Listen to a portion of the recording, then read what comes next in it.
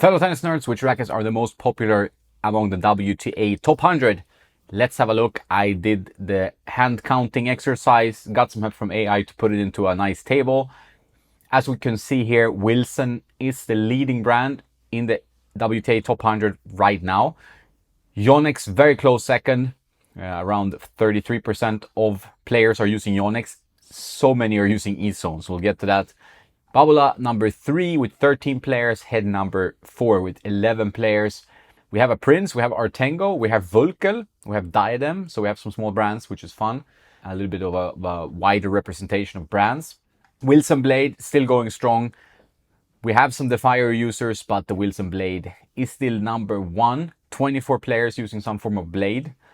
But we have 21 players using the eZone. So the eZone is doing really well among high-ranking WTA players. Yonex eZone much more popular than on the ATP tour. Here on the WTA tour, and WTA historically a lot more flatter swings, a lot more through power, not so much topspin on their shots, and that's why rackets like the eZone, which has like some flat power to it, does better here.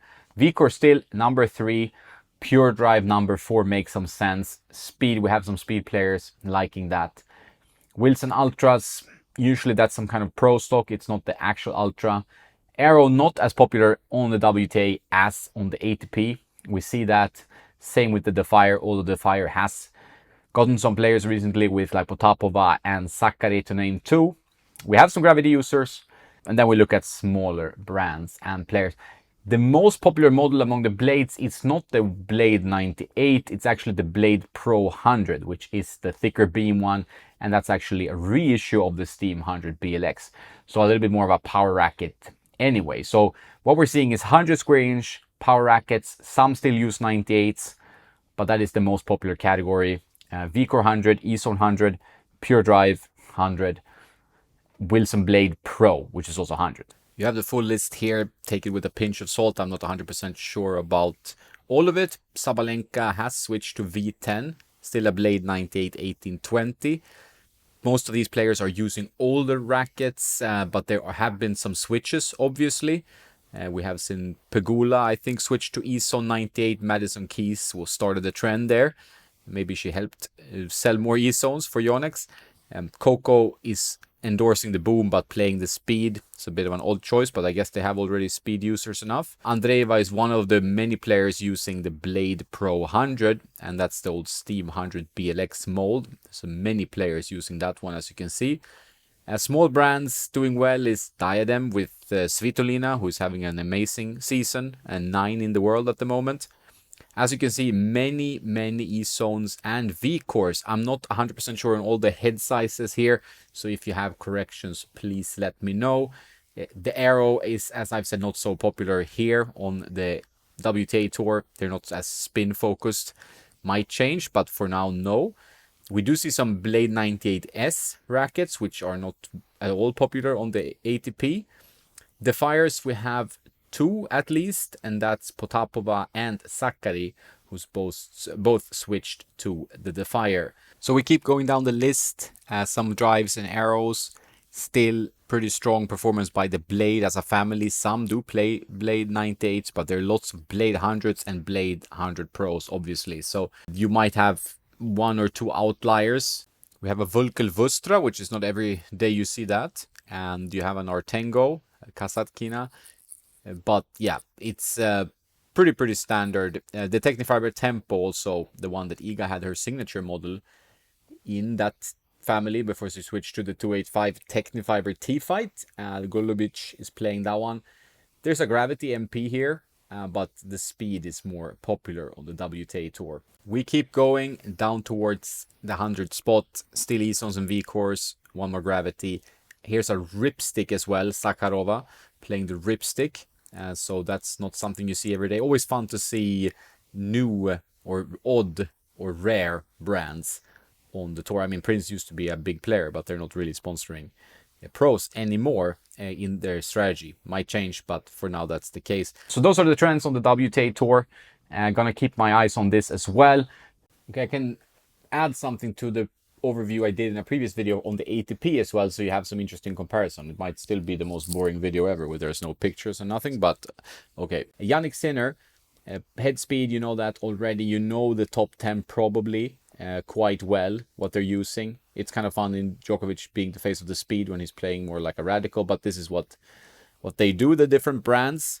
Some of the radical users are difficult to know if they're using like the Pro or the MP mold. That's something I usually struggle to see or know. So if you know, please comment. If you want more information about the different models, please go on tennisnerd.net where there's more information. This I did quickly just from memory. Well, quickly one might be a stretch, but you know what I mean.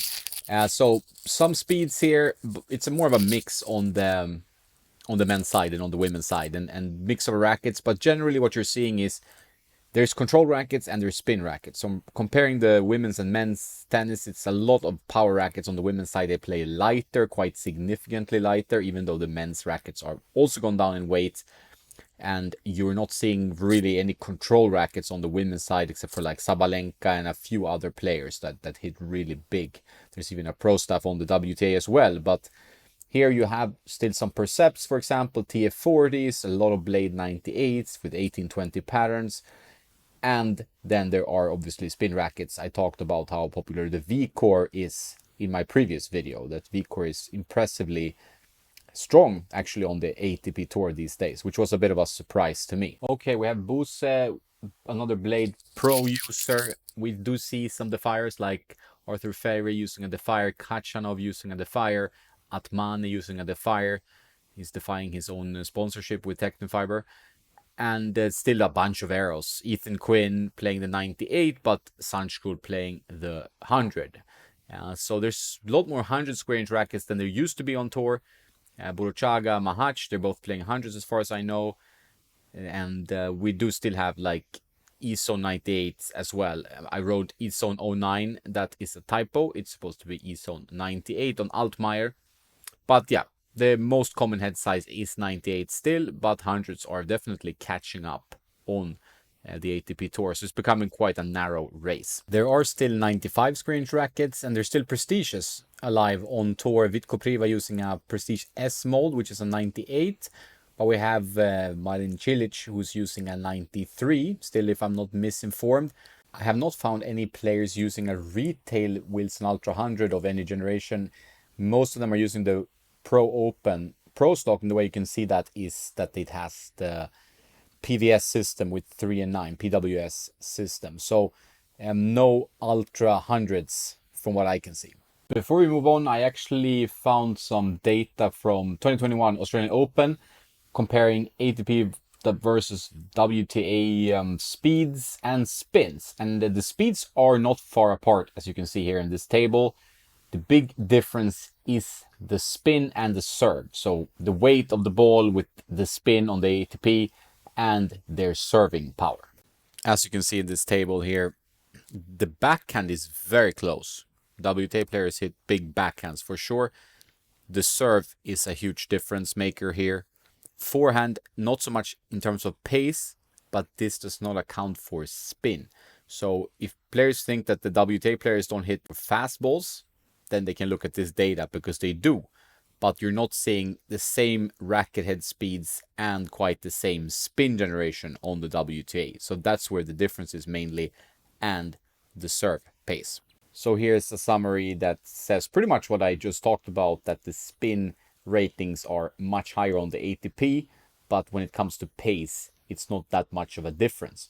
It's more about the weight of shot you're getting with all this spin and racket head speed. Could also be the difference they have in the rackets. I mean, WTA players using these kind of pure drives and E-zones. A lot of ATP players using a little bit more spin-oriented rackets, playing a lot more with their racket head speed and their spin generation. Obviously, first serve is a big difference maker as well. So some interesting data to think about. And I'm going to dig a little bit deeper in upcoming videos. And if you have any questions and other ideas for videos you want to see, let me know in the comments. And please don't forget to subscribe. In an upcoming video, we're going to talk a lot about cosmetics. Here you have a bunch of examples. And I'm keen to hear which is your favorite cosmetic of all time and current cosmetic. Might be a completely pointless topic, but I think you'll find something interesting in it. That's for next video. Have a nice day now. And don't forget to play some tennis.